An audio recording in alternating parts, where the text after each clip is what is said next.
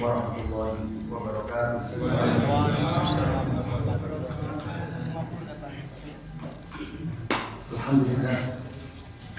Alhamdulillahilladzi hadana li hadza wa ma kunna linahtadiya laula an hadana Allah. Asyhadu an la ilaha illallah wahdahu la syarika lah wa asyhadu anna Muhammadan abduhu wa rasuluh. Allahumma shalli wa sallim wa barik ala Muhammad wa ala ali Muhammad kama shallaita wa barakta ala Ibrahim wa ala ali Ibrahim fil alamin innaka Hamidum Majid. Rabbi shrah li sadri wa yassir li amri wa hlul 'uqdatam min lisani yafqahu qawli. Amma ba'd. Bapak-bapak dan ibu-ibu serta jamaah sekalian rahimani wa rahimakumullah. Semoga kita semua yang hadir di majelis ini senantiasa dirahmati Allah Subhanahu wa taala. Amin. Alhamdulillah Bapak Ibu, pada malam ini kita bisa bertemu kembali untuk melanjutkan kitab Al-Aqidah As-Safariniyah yang pada pertemuan terakhir ya kita sudah membahas sampai halaman 58 pasal tentang khilaf para ulama tentang apakah keimanan seorang mukallid itu sah atau tidak dalam masalah akidah, boleh atau tidak beriman dalam masalah akidah dengan taklid, bukan dengan ijtihad, itu boleh atau tidak. Kemarin kita sudah bahas Bapak Ibu dan sekalian, bait yang ke-54 dan 55. Kalau di pembahasan sebelumnya, terutama di bait yang ke-55, diterangkan bahwa tidak boleh, ya, tidak cukup seseorang ya, hanya dengan zon saja. Menurut sebagian ulama, ya, min qauli ahli fan, la yuktafa bi zon lidil hijab bi qauli ahli fan.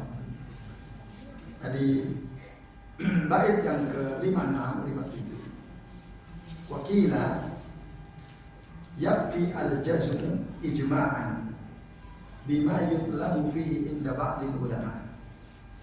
Dikatakan cukup ya, seseorang itu menentukan al-jazm, menetapkan atau menentukan secara ijma' ma bima yutlabu fihi, dengan sesuatu yang dituntut di dalamnya untuk menetapkan inda ba'dil ulama, menurut sebagian ulama. Nah, Bapak Ibu dan jamaah sekalian, di kitab yang Bapak Ibu pegang itu ada keterangannya. Jadi yang dimaksud sebagian ulama di sini adalah ulama dari madhab al-Hanabilah wa Syafi'iyah wa ghairuhum, atau selain mereka. Dan inilah pandangan yang sahih. Di kitab Bapak Ibu itu ada keterangan wa hadzal qaulu huwa sahih. Pendapat inilah yang sahih. Jadi seseorang boleh menetapkan atau menentukan masalah akidah di mana kita dituntut untuk menentukan dengan hanya mengikuti ulama. Itu maksudnya, dikaitkan dengan bait sebelumnya. Itu boleh. Jadi yang penting dia tetapkan, di mana kita dituntut untuk menetapkan, kita tetapkan. Itu boleh, walaupun kita tidak bisa berijtihad gitu, mencari-cari dalilnya. Ini menurut sebagian ulama. Kenapa? Karena fa innallaha ahala ala su'ali ahli ilmi fi mas'alatin min masailid din. Karena Allah mendorong untuk bertanya kepada ulama ahli ilmi fi mas'alatin, dalam satu masalah min masailid din, dari masalah-masalah agama, allati yajibu fiha al-jazm, yang kita diwajibkan untuk menentukan. Kita wajib memutuskan, tapi kita nggak ngerti, tanya gitu. Maka di dalam Al-Quran, Bapak Ibu dan sekalian, Allah Ta'ala jelas mengatakan fas'alu ahla dzikri in kuntum la ta'lamun. Tanyalah kalian kepada ahli zikir itu, menurut sebagian mufassir ulama, bertanyalah kepada ulama jika kalian tidak tahu. Itu Bapak Ibu dan Ibu sekalian, rahimani rahimahullah.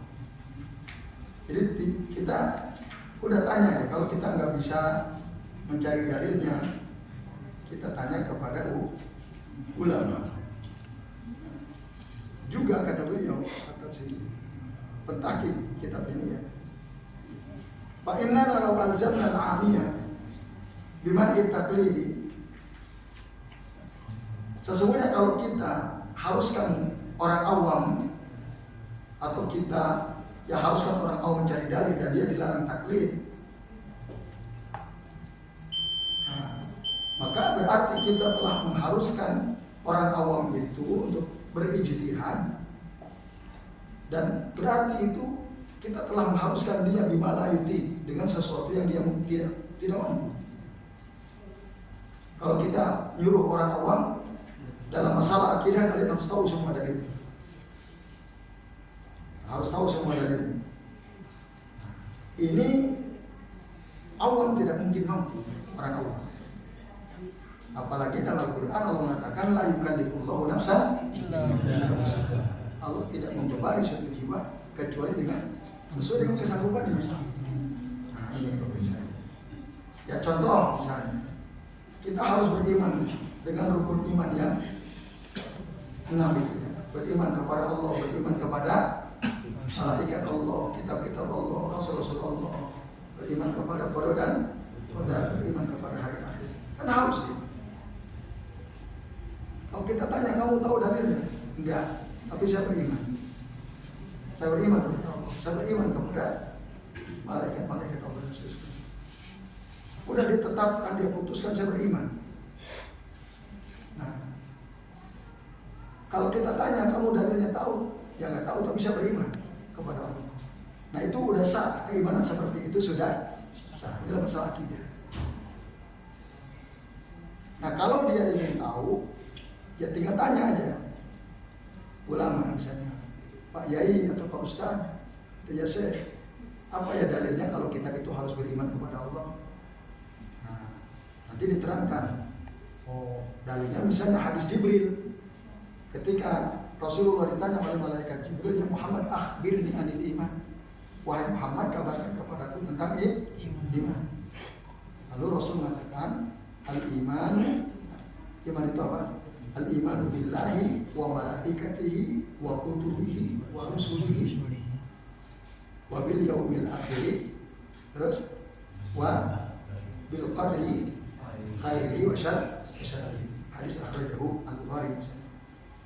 Nah ini Bapak Ibu, kan udah selesai, pulang dia, tahu dalilnya tuh, tahu gimana, lali tapi aku udah tahu dalilnya, kan gitu, bisa itu diterima. Kan kalau kita orang awam tanya dalil sama ulama, nanti kita ditanya orang lagi, hafal nggak? Enggak masalah. Nanti mau nanya lagi, tinggal nanya lagi kan. Atau kalau sekarang gampang, tar dong di share dalilnya. Nggak apa-apa kan gitu, share. Nanti saya mau tunjukin ke teman saya. Kan gampang sekarang.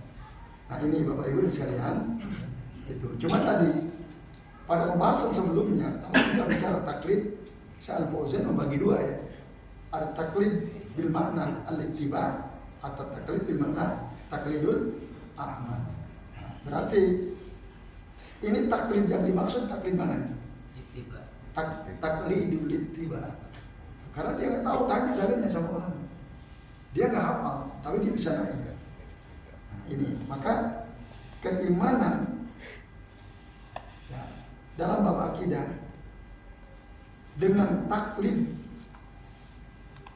dalam arti ittiba itu sah. Boleh. Itu boleh. Nah ini Bapak Ibu dan jamaah sekalian yang rahimani wa rahimakumullah, itu dibolehkan karena tadi dalam Al-Quran jelas kalau kita nggak bisa, ya kita disuruh bertanya kepada ulama. Bahkan Rasul sekalipun Bapak Ibu, di dalam surah Al-Anbiya ayat 7 Allah mengatakan, wa ma arsalna qablaka, tidaklah kami utus sebelum engkau ya Muhammad, illa rijalan nuhi ilaihim, kecuali orang-orang yang kami wahyukan kepada mereka. Fas'alu ahla dzikri, Allah nyuruh Rasul, fas'alu ahla dzikri in kuntum la ta'lamun. Bertanyalah orang berilmu kalau kalian tidak tahu. Nah ini misalnya. Jadi kita disuruh tanya. Bahkan jelas di sini konteksnya Rasulullah SAW disuruh oleh Allah Subhanahu wa Ta'ala. Atau dalam surah Yunus misalnya, Allah mengatakan fa in kunta fi syakkin, jika kamu berada dalam keraguan mimma anzalna ilaik, pada apa yang atau dari apa yang telah kami turunkan kepadamu. Ini khitab Allah kepada Rasulnya. Fa in kunta, jika kamu Muhammad fi syakkin, dalam keraguan mimma anzalna ilaik, dari apa yang telah kami turunkan kepadamu, fas'alil ladina yaqra'una al-kitaba min qabli, maka bertanyalah kepada orang-orang yang membaca Alkitab sebelum engkau. Rasul hanya suruh tanya dalam surah Yunus ayat 94. Jika Rasul ragu, tentu saja Rasul tidak ragu. Andai kata gitu, Rasul ragu tentang apa yang diturunkan kepada beliau, suruh tanya. Nah, ini Bapak Ibu, ini khitabnya di Rasulullah SAW. Pada Rasul tentu saja tidak ragu. Nah, ini artinya apalagi kita gitu. Padahal tidak sakakna fi syai'in fi umuriddin, kalau kita ragu dalam satu perkara dari urusan agama, fanarji'u ilal ladzina yaqra'una al-kitab. Kita kembali kepada orang-orang yang membaca Al-Kitab atau membaca Al-Qur'an, tahu tentang sunnah. Atau ila ahlil ilm, atau kepada ulama. Lalu kita mengambil pendapat bima yaqulun, dengan apa yang mereka katakan berdasarkan dalil tentu saja. Wa hadza amun yasmalu masail al-aqidah, dan ini bersifat umum, termasuk di dalamnya masalah akidah. Ini Bapak Ibu dan sekalian. Jadi awam itu tidak mungkin kita bebani untuk berijtihad. Maka boleh dalam masalah akidah kita bertaklid dalam arti ittiba, itu sudah cukup. Kemudian di bait terakhir, fal jazimuna min awamil bashar fa muslimuna inda ahli al-asar. Orang-orang awam yang sudah menetapkan, sudah menentukan keimanannya, akidahnya, min awamil bashar, dari orang-orang awam, orang umum gitu ya. Dia sudah tetapkan, saya beriman kepada Allah, saya beriman kepada kitab-kitab Allah, saya beriman kepada malaikat Allah misalnya. Maka mereka itu muslim. Pak muslimun, mereka sudah menjadi muslim. Inda ahlil asar. Menurut ahlul asar itu ya ulama. Asar itu maksudnya ya al-hadis, ya, inda ahlil hadis. Nah ini, atau ya, orang-orang yang paham ilmu baik dari Al-Quran maupun dari Sunnah Nabi Sallallahu Alaihi Wasallam. Jadi orang awam yang sudah menetapkan akidahnya, orang awam dari kalangan manusia, itu sudah dianggap muslim. Itu maka ya, itu sudah yaktafi fihi bil jazm, itu sudah cukup dengan menetapkan sawa'un, sama aja, antorikid dalil au antorikid taklid, baik dengan cara dia ngerti dalil, hafal dalil, mengetahui dalil, atau antorikid taklid, atau dengan jalan dia hanya ikut ulama yang paham, ulama yang ngerti. Nah, jadi ulama yang dimaksud di sini Bapak Ibu, kalau kita kembali kepada surah Yunus tadi, syaratnya adalah yang membaca Al-Kitab, membaca Al-Quran. Karena tadi katakan fas'alil ladina yaqra'una al-kitaba, tanyalah orang-orang yang membaca Al-Kitab. Artinya tanyanya harus kepada orang berilmu yang memang tahu dalil. Maka dengan begitu kita ngikuti pendapat dia, si ulama ini, ya, karena kita tahu dari. Nah itu dalam pengertian lain, kalau di dalam kitab apa itu Mabadiul Awwaliyah, ya, dalam kitab Mabadiul Awwaliyah itu namanya ittiba. istilah lain. Kalau di sini memang hanya dua saja alternatifnya, taklid atau ijtihad. Ijtihad nggak mungkin taklid. Nah, tapi tadi kalau kita rinci seperti yang diterangkan oleh Syekh Al-Fauzan, yaitu taklid dalam arti ittiba. Nah ini Bapak Ibu dan teman sekalian, a'adzanillahu wa iyyakum ya, penjelasan bait ke-56 dan ke-57. Ini bait terakhir. Seperti yang dulu pernah kami sampaikan, jadi tingkatan manusia itu dalam ilmu ada berapa? 3. Tingkatan manusia dalam ilmu ada 3. Paling rendah muqallid, di atasnya muttabi, di atasnya mujtahid. Kalau kita belum mampu sampai level mujtahid, setidak-tidaknya berusahalah untuk menjadi muttabi. Apalagi kita ya, orang yang tinggal di daerah yang akses terhadap ilmu gampang. Ustadz kita bisa nanya gampang. Apalagi ada medsos dan seterusnya, kita punya akses kepada asatidz, tinggal kita tanya saja. Nah itu, sehingga derajat kita naik, bukan hanya sekedar jadi muqallid, tapi berusaha menjadi muttabi. Tapi tadi ada mungkin tokoh-tokoh agama yang kalau ditanya dalil, alhamdulillah tadi, bis aku ini dalil itu, kan katanya kiai itulah dalil itu. Kalau kau berarti berpaling dari situ. Jangan tanya sama orang tersebut. Tanyalah orang yang ketika ditanya dalil dia mau menjawab dengan dalil. Tidak menyuruh kita untuk mengikuti dirinya, tapi mengikuti dalil. Itu saya kira yang perlu kita perhatikan bersama-sama Bapak Ibu. Tadi poin pentingnya adalah orang yang menentukan masalah akidah, masalah keimanan hanya dengan cara ittiba itu sudah cukup. Taklid dalam arti ittiba. Wallahu a'lam bishawab. Saya kira ini dulu sementara. Monggo Pak Tri dan kali muadzin yang lain silakan, sudah waktu isya.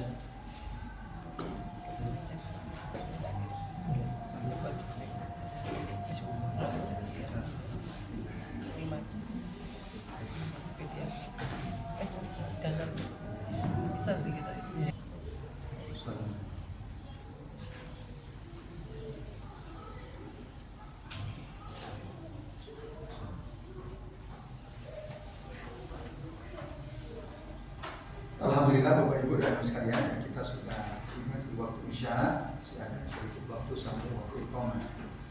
Baik, bab pembahasan tentang khilaf sahnya keimanan seseorang dalam masalah ibadah taklid sudah selesai ya, kita bahas ya, ada khilaf di situ.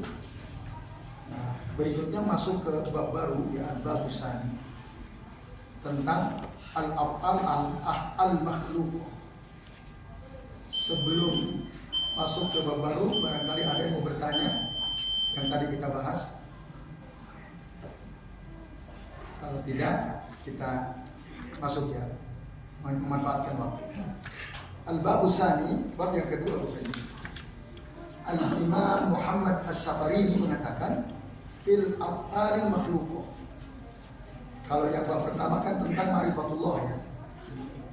Al-babul awwal, kalau kita lihat dia menjelaskan tentang fi ma'rifatillah ta'ala. Al-babu tsani, bab kedua, fil af'al al-makhluq, tentang bahwa perbuatan itu adalah makhluk. Al-af'al al-makhluq, perbuatan-perbuatan itu adalah makhluk. Nah, ada catatan dari para ulama, termasuk dari Syekh Al-Fauzan, termasuk dari Syekh Ibnu Utsaimin, termasuk dari Syekh Abu Muhammad Ashraf bin Abdul Maksud. Kalau Bapak Ibu lihat di halaman 59, di situ katakan al-aula an yaqul al-asya'u al-makhluq. Yang lebih utama, lebih pas itu bukan al-af'al al-makhluq, tapi al-asya' al-makhluq. Judulnya ini kurang pas, yang digunakan oleh Al-Imam As-Safarini. Dan saya kira boleh gitu, ulama belakangan mengkritik ulama dulu ya, kalau memang kurang pas kritik. selama mengkritiknya dengan ilmu. Jadi jangan dulu, karena ini ulama senior, pasti benar, nggak boleh kritik. Salah. Kalau memang ada yang kurang pas dari ulama dulu senior misalnya, yang jauh lebih senior daripada kita, bisa diberi catatan. Ini contohnya. Ada masalah seorang ulama langsung, tapi ketika apa yang dikatakan oleh beliau kurang pas, diberi catatan. Sama kata saya Utsaimin juga sama. Qala al-mu'allif rahimahullah al-babu sani fil al-af'al al-makhluqah wal aula, sama kalimatnya.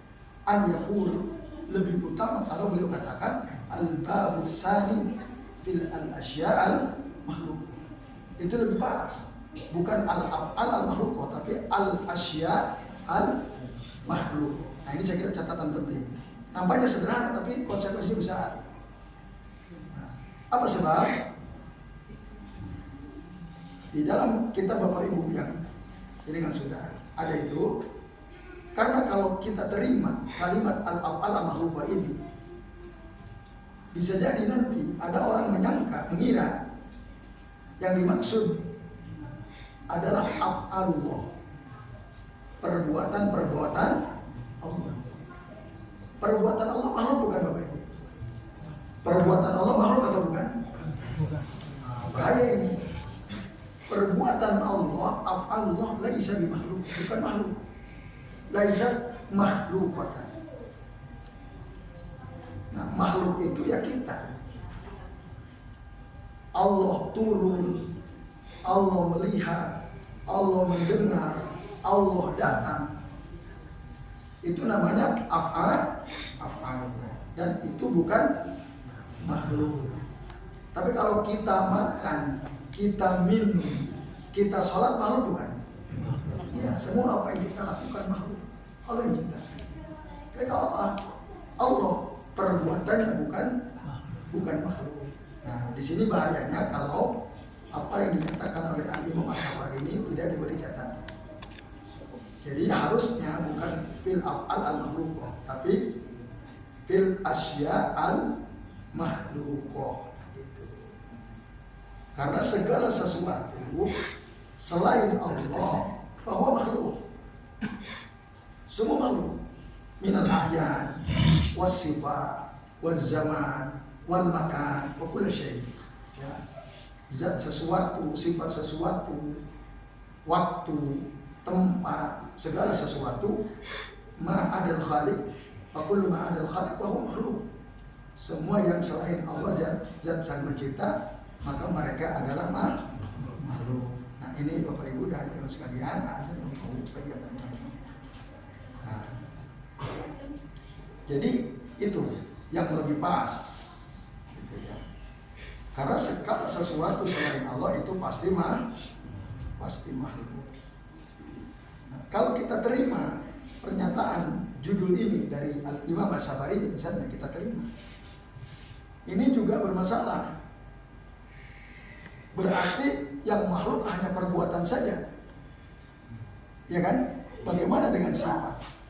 Bagaimana dengan zat sesuatu yang melekat pada selain Allah? Jadi nggak masuk. Tapi kalau dikatakan al-asya al-makhluqah, itu mencakup seluruhnya, baik perbuatannya, baik zatnya, baik sifatnya, baik waktunya, baik tempatnya, itu masuk. Nah, karena itu semua selain Allah Subhanahu wa ta'ala. Nah, ini Bapak Ibu dan jamaah sekalian rahimani wa rahimakumullah. Jadi catatan untuk judulnya ya. Jadi yang benar apa tadi? Al-asya al-makhluqah. Fil asya al-makhluqah, bukan fil af'al al-makhluqah. Dan ini saya kira catatan penting ya. Walaupun isinya sebenarnya kalau dilihat di bait 58 benar gitu. Wasairul asya ghairul zat wa ghairu al asma was sifat. Jadi segala sesuatu selain zat Allah, selain nama dan sifat Allah, nah, itu adalah makhlukatun li rabbina. Adalah makhluk bagi Tuhan kita. Minal adam, yang tadinya tidak ada. Wa dhalla man asna 'alaiha bil qidam. Maka sesatlah orang yang memuji segala sesuatu selain Allah Ta'ala itu kidam. Kidam itu apa? Ada tanpa permulaan. Itu sesat. Kalau ada orang mengatakan, oh ini dari dulu udah ada. Ada bidayah, nggak ada permulaan. Nah, maka boleh orang seperti itu. Nah, jadi semua adalah segala sesuatu. Nah, belum menggunakan istilah al-asya. Oleh karena tadi lebih pas judulnya fil asya'i al-makhluk. Jadi saya kira ini yang mukadimah dari bab asani. Ibu dan sekalian, sementara sampai di sini dulu ya. Ini ada yang mau ditanyakan sebelum diakhiri. Ini jam 7:02 ya. Cukup ya? Ya, baik, alhamdulillah kita cukupkan sampai di sini. Semoga bermanfaat untuk kalian. Mari kita akhiri kajian kita malam ini dengan doa kafaratul majlis. Subhanallah wa bihamdihi asyhadu an la ilaha illa anta astaghfiruka wa atubu ilaik. Wassallallahu ala Muhammadin wa ala alihi wa sahbihi wa baraka wa sallama alaihi wa sallam. Ilahi taufiq wal hidayah. Wassalamualaikum warahmatullahi wabarakatuh.